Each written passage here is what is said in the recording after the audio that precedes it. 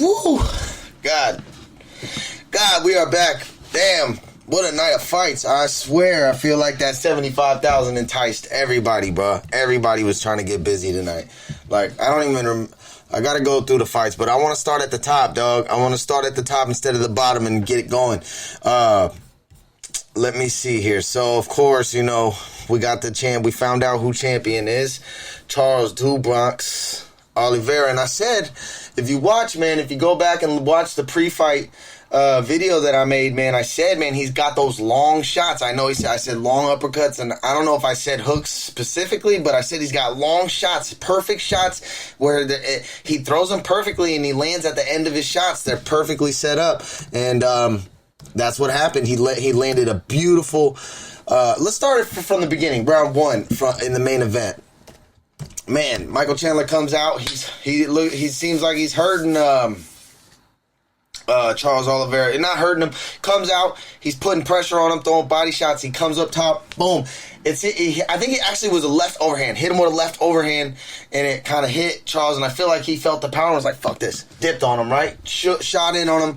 Got a double leg. Just took him down to the floor. Got him on the ground. Right. And then what happened after that? And then we're on the ground. He was on top of Michael Chandler. Michael Chandler ended up giving his back up. Oliveira got his back, put a body triangle on it. As Chandler got up, then he put the body triangle around on him. And when he got up, he jumped backwards, and he kind of sunk it in even further. And now he's in a body triangle. His back is taken, and he's fighting the hands with Charles Oliveira, right? And they're doing that for a little bit. Michael Chandler ends up exploding out of it. God, I can't even remember already. It just happened. Exploding out of it, ends up getting back to the feet. They're back on the feet. Michael Chandler hits Charles Oliveira, wobbles him, puts him on the ground. He's shaking and moving. He's hitting him. Bang, bang, bang. Got him on his back. He's trying to get in. He's in his guard now, and he's throwing hammerfish. First round ends basically just like that. You know what I mean? I'll post the videos that I got. I'll put the clips up. So y'all can see what I'm talking about. I'll put them like right here. And so the first round ends. Second round starts off. Charles Oliveira, he was like, I'm not stepping backwards. Step forward. Chandler throws a little body jab. Boom, goes low. They cross. Charles Oliveira hits him with a perfect, beautiful left hook. Bang! Snaps him. Puts him on the ground. Basically, that's it, man. Puts him down. Hammered him out. That's it. I'll put the clip up. But, man, what a fight, dude. What a fight. Impressive. Because you know what? Like, when you get hurt like that in the first round and you come back and you're like, I'm not taking a step back. I'm going forward. He went forward, put the pressure on. Man, beautiful. It was a beautiful fight. It's definitely a beautiful fight. I loved it. Michael Chandler will be back. I feel bad. It was a little sad. I didn't really, like I said, I didn't care who won this fight. I had no interest or, like, you know, neither of them are, like, not to say, like, I don't care, like, they're not, you know, I'm fans of them, of course, but, like, I'm not, like, I didn't care who won, you know. It didn't really affect me either way, whichever way it was going to go. I just wanted to see a good fight. I wish it would have went a little longer in 2 rounds, but it is what it is, man. Michael Chandler will be back. He'll probably fight Justin Gaethje or something. You know what I mean? Who's next for Oliveira? Obviously, most likely, the winner of Dustin and Conor in July is probably the winner. Is going to fight Charles Oliveira. So I bet both of them seeing this are pretty motivated, like, you know, because I think either of them can beat Charles Oliveira. I think Dustin is a problem for anybody. That's my opinion, but that's neither here nor there right now. So we got new Charles Oliveira, Bronx, co-main event. Man, Beneil Dariush just put the pressure on him, beat him everywhere. In the stand-up, on the ground, everything, dude. I'm going to put this clip where he got Tony Ferguson in a nasty heel hook, I think in round 2. In the second round, he got Tony Ferguson in a nasty heel hook. And you could see the agony and pain on Tony's face. He's screaming. Not screaming, but he's like, you know what I mean? And then he can't really move and walk, put pressure on him for round 3. He just gets beat up. He just got beat up, man. He just got dominated. You know what I'm saying? Like, DC made a real good point, like, when he was, like, or no, it was Dean Thomas. Excuse me, it was Dean Thomas. Yeah, sorry about that. It was Dean Thomas. Dean Thomas when he comes in, because, you know, they were doing, like, Trevor Whitman will talk, Trevor Whitman would come in between rounds or during the fight and give his take on the fights. But now they got Dean Thomas, which is cool too. I like both of them doing it. I like them both, to be honest. It's really cool that they're doing that. But anyways, Dean Thomas said that Tony lacks the fundamentals. And since he lacks the fundamentals as he's older, he can't, like, those slick wins that he was getting, like, it was because he was younger and he was, like, you know, he was more aggressive and elusive, and now he's just older and, you know, more time weathered. You know, father time has caught up to him. He can't like when you're young, you could get away with lacking the fundamentals and still win fights. When you get older, it's a lot harder to lack fundamentals and win. Basically, that's what he was saying, and I was like, that's really interesting, you know, and because I mean, he's getting smashed in all these fights. The Justin Gaethje fight, he got smashed. I mean, he landed some shots, some cool shots and shit, but he got smashed. Charles Oliveira, he got smashed. Beneil Dariush, he got smashed, man. Like, not crazy damage and beat the fuck, you know, but like, he got worked. Like, he didn't win a round, really. Not much. He didn't win much times of any of those fights. You know what I mean? The most was the Justin Gaethje because he would land some strikes and shit. But like, for the most part, these last 3 fights, he's just been getting dominated. You know what I'm saying? And then we move on to the Matthew Chanel fight and Rogerio Bontorin. That dude's the dude that missed weight by 1 pound. It was a good fight. It's fun. It's probably the least on the main card for sure. Like the least. I don't want to say that. It was entertaining. It was all right. You know, it was a boxing match. It was a kickboxing match. It was fun. They got it right. One of them, I think one of them gave 30-27 Matt Chanel. These judges were crazy with their scorecards, bro. Like Matt Chanel and Rogerio Bontorin, I think one of them gave Matt Chanel 30-27. I can't remember. I might be messing that up. Don't take my word for it. And then, but anyways, Rogerio Bontorin won that fight. He looked good. I thought he won. I thought he clearly won. And then we had Caitlin Chukagi and Vivian Arajo. And I thought Viviana was going to give Caitlin more of a fight, man. And Caitlin beat her ass, bro. Beat her ass the whole fight. Yeah, basically just beat her ass the whole fight. Vivian was tired. She was buff out there and just hella tired and gassed up. And, you know, Caitlin Chukagi, she's real volume. She's not much power, but she's a lot of volume, and she keeps it coming all fight, you know. So she could basically put it on Viviana. And so she's still number 2. You know, they gave this Viviana girl a chance to surpass her. Caitlin's still 2. She's still in the mix. I don't know what that means for her, what's next for her.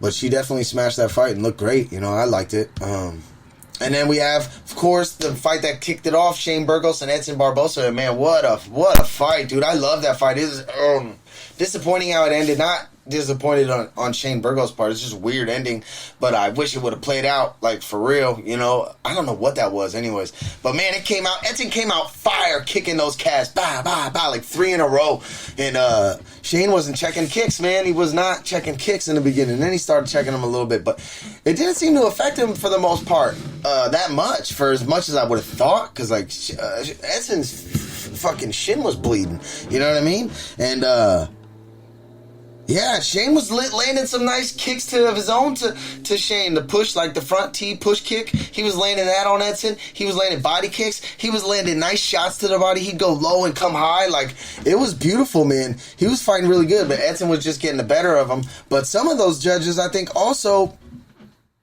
it was a TKO. Never mind, we didn't get the scorecard of that. But yeah, man, I thought judges, maybe I'm tripping. But yeah, and so it ends in the third. Basically, there's a war back and forth the whole fight, right? And the third round comes. Edson lands this combo, like a left hand, left jab, boom, right hand, bow, right? Mm-hmm. And then Shane's still, like, looking at him, and then, like, kind of starts stepping back. I'll post it. And he starts stepping back and just falls backwards, and then, like, it was a late reaction. He got affected late, you know what I'm saying? And it was real strange. Real strange. It's a real strange finish, TKO. But great fight. And then, man, Ronaldo Salazar, I felt bad for him. Andre. God, I'm having trouble saying his goddamn name.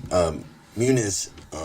Said he's the better grappler and goddamn broke Ronaldo's arm, bro. I'll post that shit. Watch, I'll show you. It's brutal, man. I felt bad. I was kind of rooting for... It's hard to not root for the OGs, you know what I'm saying? But this dude's good. Andre Muniz is good. He said he's the better grappler, and he broke Jacare's arm, which is very impressive. You know what I mean? Sucks for Jacare. He's 41 with a broken arm now. I don't know what he's going to do next, you know. Lando Venata, Mike Grundy. That was the one where it was weird. 30-27, 30-27, and then 29-28. One judge had it 30-27, Mike Grundy. One judge had it 30-27, Lando Venata. And then one had 29-28, Lando Venata. And it was unanimous. But, like, fuck, dude. It was like, how? It was crazy. I had Lando winning, but I think I had him losing the first round. So it was like he won the second and third. But, or maybe, I can't even remember now, bro. I should take notes, to be honest. But anyways, I had them winning. They got it right. I just had one judge had it 30-27, Mike Grundy, which was crazy. You know what I mean? Because Lando Venata had the hardest takedown in that whole thing, and Mike Grundy's a goddamn wrestler. You know what I'm saying? And then we had Jordan Wright, man. He came out fire, bro. I got that shit too. I'm gonna show you. Oh man, he came out fire, bro. He did work. He finished Jamie Pickett in the first round. It's beautiful, man. Unscathed, bro. Payday unscathed. Probably a fight of the night bonus. I don't know. I'm gonna check the post fight, see what's going on in a second. But yeah, I'll post that video too. I got his finish. Jordan Wright's finish was nice. Andrea Lee versus Antonina Shevchenko. Andrea Lee looked good, man. She was beating up Antonina on the feet, and she showed some of her ground game. I had no idea she even had that. I guess they said she's a brown belt. Man, she was transitioning beautifully. She was dominating Antonina on the ground. Had her in a triangle. Had her in a Kimura, Gogoplata, or fucking Kimura. She was going from one thing to another. She was whooping ass. And then, what was weird though is that she never finished. I thought if she would have just pulled the head down, she could have finished Antonina. But it seemed like, I don't know, maybe, I don't know, I wasn't in there. But it seemed like she could have finished her a lot sooner than she did. She ended up finishing her with a very nasty armbar. Tucked it in the armpit and everything. It was brutal. But it was super nasty. And, but yeah, she won that fight. She dominated that fight. So shout out to Andrea Lee. And like I was texting my boy, I was saying it's a good story. Like if she works her way up to the title, it's a great storyline. Like if she does get a title shot eventually in the future, because it's like I beat the sister, now I'm fighting, you know, the younger sister, which is the champ. You know what I'm saying? It's a cool storyline. This fight really upsetted me. Not that I cared too much about Gina Mazani and the girl that she was fighting, but Mike Beltran fucked Gina Mazani, I think, in my opinion. She won round one, took her down, beat her up on the ground. Round two, she's clearly in her guard. She's working. She's moving, she's working, she's throwing punches, and Mike Beltran stands him up.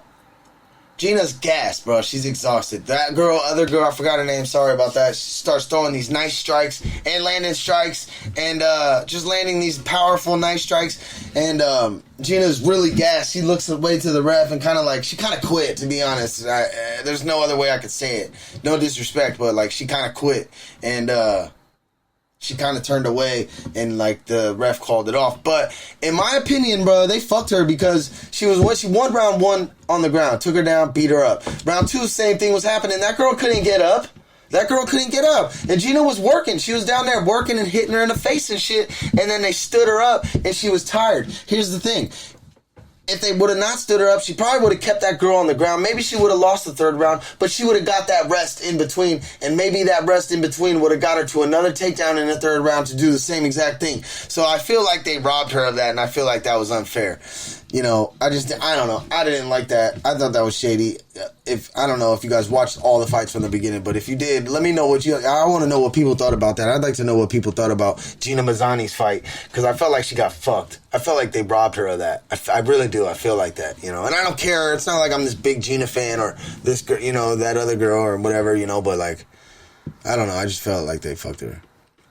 Oh, and then we got Kevin Aguilar and Tucker Lutz made his debut. He's now on a 12-fight win streak. I saw that. He's on an 11-fight win streak going into his UFC debut against this Kevin Aguilar cat, and he is nice, bro. He's nice boxing, nice kid. He's good, man. He's good all around. He had a game plan the first 2 rounds. He'd box you up, and then like at a minute and a half, he'd shoot and take you down clearly, and he did that the first 2 rounds. Third round was closer. Kevin Aguilar was landing more shots, but I still had it 30-27. Tucker Lutz, I believe that's his name, dominated that fight. He looked good. I'm excited for what's next for that cat in the UFC for sure. And then we had Sean Soriano and Christos Giagos, which Sean Soriano is Michael Chandler's partner. They brought back after 6 years off in the UFC. He was winning the first round. He was looking nice. His boxing was looking crisp. Second round, went out there and got put in a darce and went to sleep. Night-night. You know what I mean? Kind of the same story as Michael Chandler. Was winning the first round. Second round, went out there, went to sleep. Kinda. Night-night. You know what I mean? Anyways, great fights, dude. I'm telling you, that 75 incentive had these fools going crazy, bruh. They were going nuts, dog. Like, from start to finish, they were going nuts, man. And, I loved it. I loved every single second of it, man. It was beautiful, and, it was beautiful, bruh. It was really beautiful. And Dana White's doing the presser right now. Let's see what he's talking about. Just a brief, quick second. The state has always been really good to the UFC. Sorry, I'm going to start it over because I just want to know the numbers. Let's see what he's talking The about. gate was 4.11 million. The new arena record, we broke our own record with that one. The attendance was just over 16,000 people. Wow. Fight of the night, Burgos versus Barboza. Performance of the nights were Christos and Oliveira. They all won $75,000, so congratulations to them. Wait a second. No Dana, Jordan Wright, the though? Jordan Wright did a ask you nasty for a couple finish. medical updates. Jacare, I mean, clearly he had a break there. Do you have any update or speak to him or know his All right, condition? No, I'm I going to haven't. pause this. Sorry, I'm going to watch this later. Anyways, yeah, man. Great fights. I'll upload this in a little bit. I'm going to put some clips in for y'all. And, yeah, man. Like and subscribe. Definitely hit the notification bell so you'll be notified for when these things upload. And definitely hit the like button. Definitely hit the subscription button. So, I mean, just show me love, bro. I'm out of here. Peace.